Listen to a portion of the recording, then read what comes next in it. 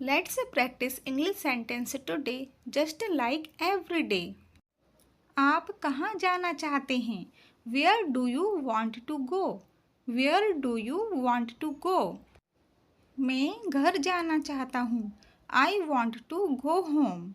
I want to go home. Okay, घर कहाँ है? Okay, where is home? Okay, where is home? मैं नहीं जानता. I don't know. I don't know. आपका नाम क्या है? What is your name? What is your name? आप अपना सरनेम भूल गए. You forgot your last name. You forgot your last name. हाँ, मुझे जल्दी याद आ जाएगा. Yes, I will remember soon. Yes, I will remember soon. मुझे अब अपना पता याद है या फिर याद आया. I remember my address now. I remember my address now. मुझे एक सड़क और एक शहर चाहिए. I need a street and a city. I need a street and a city.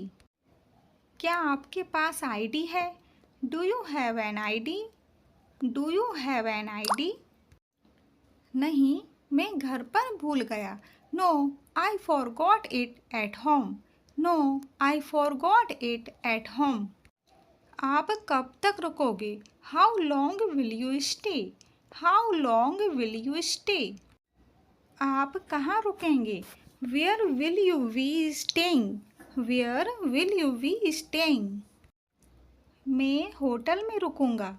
I will stay at the hotel. I will stay at the hotel. क्या आपके पास वापसी का टिकट है? मतलब वापस जाने का टिकट है? Do you have a return ticket? Do you have a return ticket?